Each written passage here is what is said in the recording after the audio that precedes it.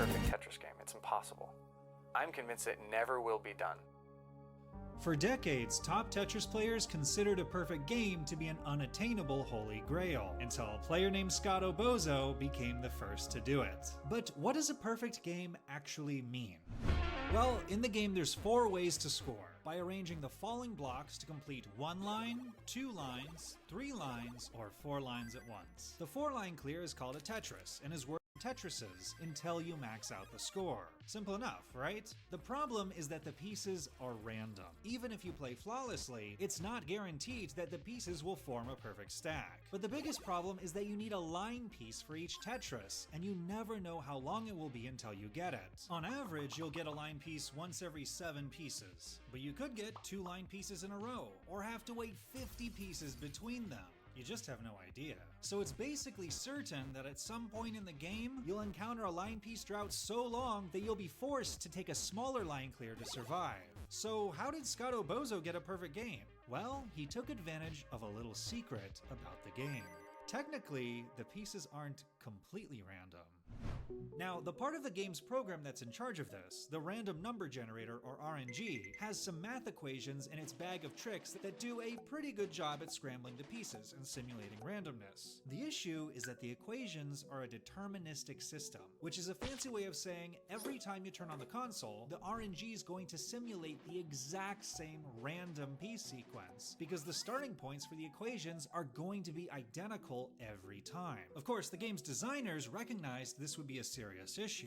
When I played it, I said the pieces are not coming out random. The pieces have to be random. So their program came out on Saturday, and I worked with them and fixed their random number generator. The clever solution the programmers came up with was to secretly tap into the one unpredictable part of the system, the player themselves. So instead of generating the piece sequence only when you need it during a game, here's what's actually happening. When you turn on the console, the RNG generates a predetermined number sequence that could be used as the starting point for generating a piece at a rate of 60 times a second, or once every frame of the game. This is going on even during the menu screens. It's only when you actually play a game and place down a piece that the RNG is alerted to stop where it's at, finish the full process for the bag of tricks, and give you your next piece. So basically, the player is always zipping through potential pieces and invisibly deciding their own fate with how long it takes them to place down their piece. It's a genius way to disguise the deterministic system and have the player generate their own randomness in a way that's basically impossible for them to have any control over in the moment. Except, of course, Scotto Bozo knew a way around this. While emulating the game on a computer, he used a tool-assisted speedrun program, or TAS, that allowed him to pause and rewind time in the game. That way, if he ever ran into a dead end on a perfect game where he didn't get the right piece, he could just rewind a little bit and try a different placement that took longer to fall until he got the piece he wanted. Over time, he slowly constructed a blueprint for a perfect game. Then it was just a matter of starting up his console, going through the menu screens with the exact right timing, and then placing down hundreds of pieces from memory in the exact right spot, eventually reaching the million-point barrier.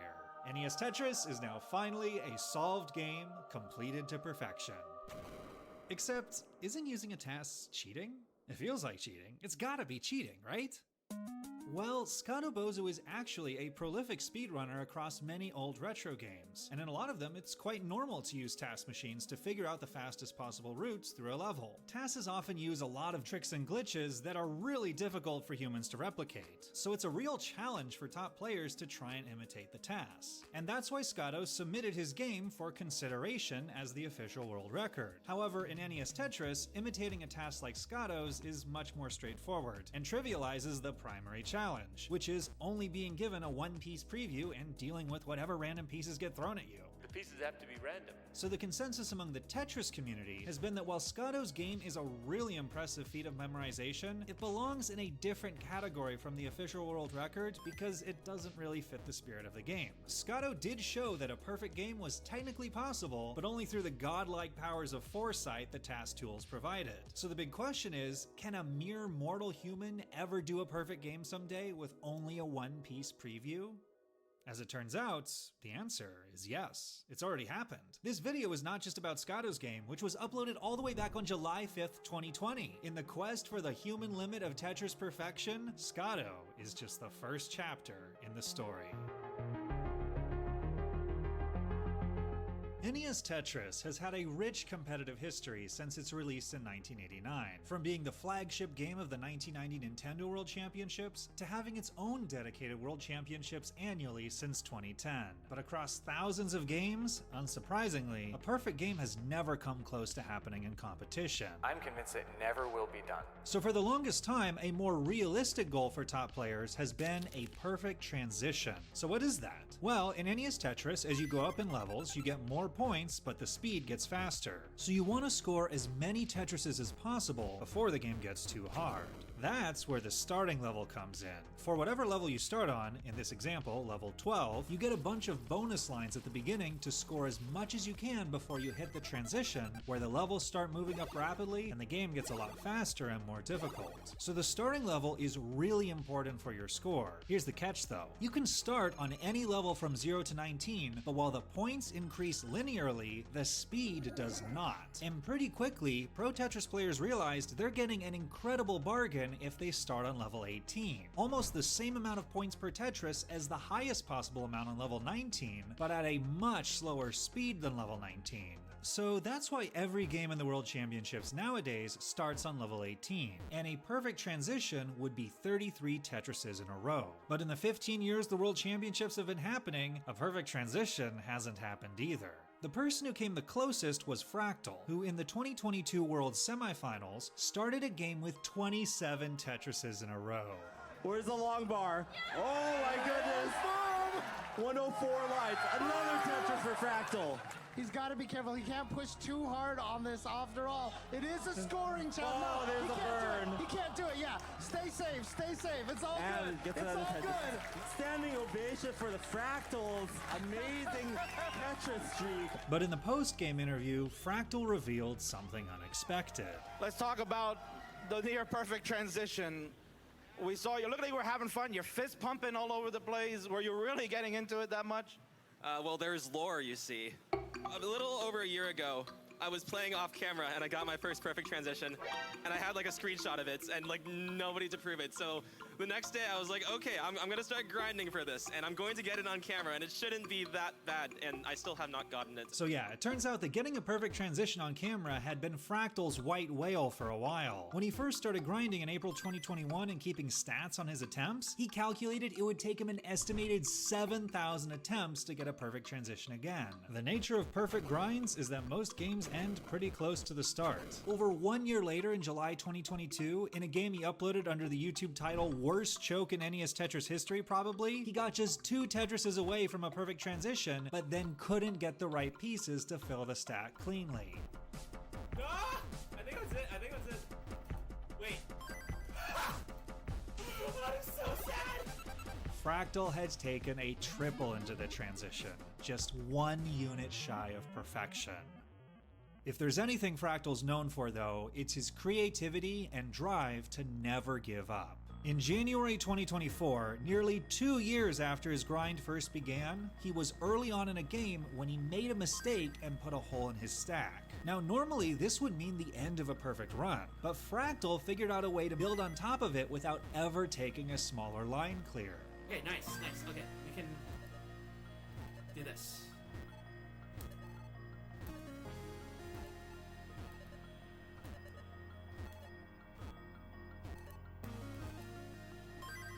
If this is the one, and I build with like a row of garbage for the entire run, or for like a majority of the run, that'd be.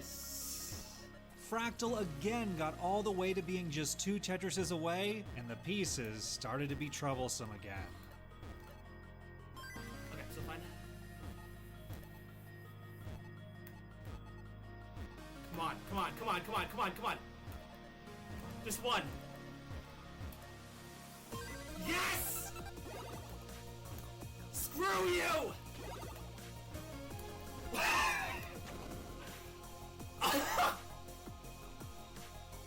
This was so dumb! I built on row 2.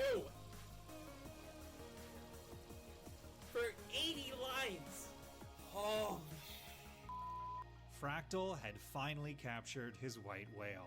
But this wasn't his final goal, not by a long shot. He updated his Twitch profile description to describe himself as an NES Tetris player with a million things to do.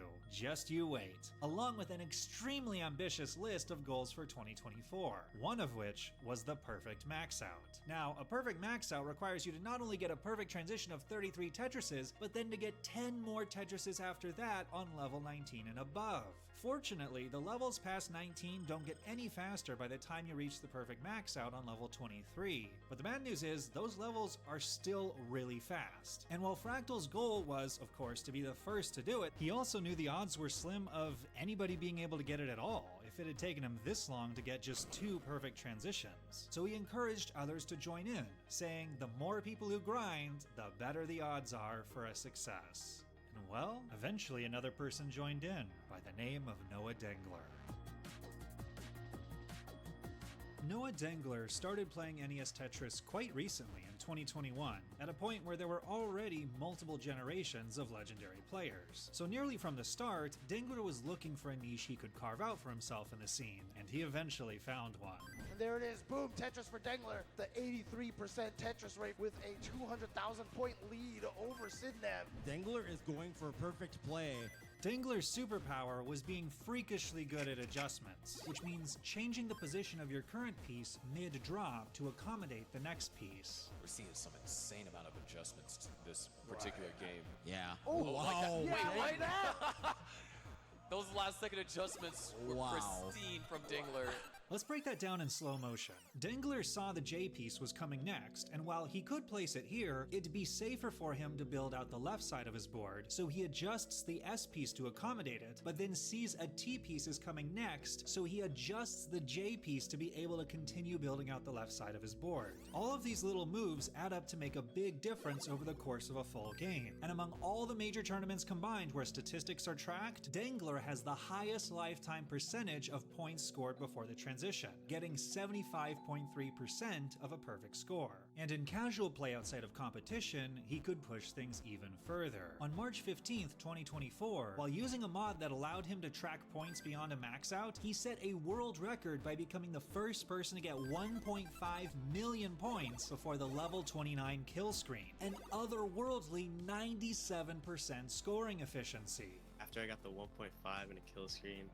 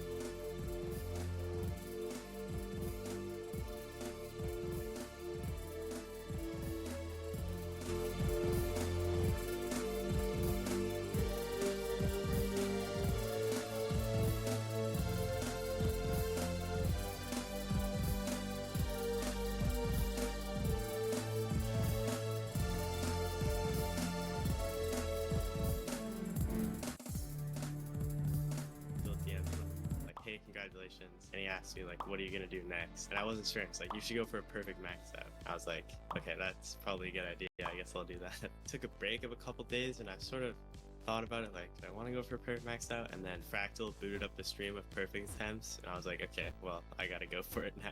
Dangler went all in on chasing perfection for the next few weeks, and on April 9th, it looked like he would finally have a chance. He opened up a game with 32 straight Tetrises, and then got this J piece on a high board, which taking a double here would be the safe move in competition, but of course Dangler is going for perfection. So he adjusts the J piece and takes the gamble, and it pays off with his 33rd straight Tetris for a perfect transition into level 19. He's on the much faster speed now, but he seems locked in.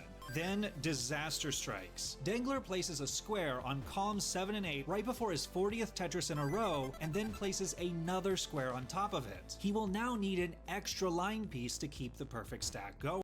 He cashes in the one Tetris he already has set up with a line piece, and then places a Z piece in columns 7 and 8. This isn't looking so good. He needs to set up 8 perfect rows to prep the final 2 Tetrises, but is now dependent on getting a line piece and T piece to fill out the right. But miraculously, it happens. He gets a line piece and T piece, and then a perfect L piece to fill out the center. He only has 2 units left to finish the perfect 8 rows. He gets a J piece for the one on the right, and then gets another J piece. Now the one benefit of setting up the final Tetris is it doesn't matter if the stack above is messy. All he needs to do is fill in the final unit and then wait for 2 line pieces. But in a moment of panic, probably because Dangler is so used to making perfect stacks, Dangler chooses a J move that makes no holes. And now he's out of space on his board, so he throws an L piece in the gap. He gets a line piece for the 42nd Tetris, but has no way to get the final one.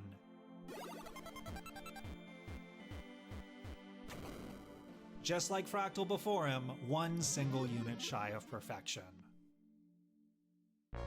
Just a few days later on April 13th, Noah would have a shot at redemption and get into the exact same position. 41 perfect Tetrises, just 2 more to go. But then he got a J piece and missed an adjustment for the square coming next, plugging the spot that would have been perfect for it. So then he was stuck trying to find a good spot for the square and saw an S piece coming next, so he made an adjustment for it, but at the same time set up a line piece dependency on the left. And now he was at the mercy of the RNG for an extra line piece.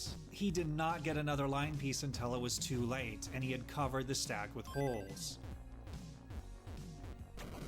He had now come 1 Tetris short of a perfect max out twice. But he would get yet another shot at redemption that same day. Again, just 2 Tetrises from a perfect max out. He needs 8 complete rows, but then gets an S and Z piece with nowhere to go, so he piles them in the center, and then gets an L piece. Now the run isn't over, there's still theoretical combinations of pieces he could get that would allow him to fill in the 8 rows. But he ends up dropping the L piece in the center and makes it impossible to fill the gap. For the 3rd time overall and the 2nd time that day, he finishes just 1 Tetris away. I have no words at this point. I have no fucking words at this point.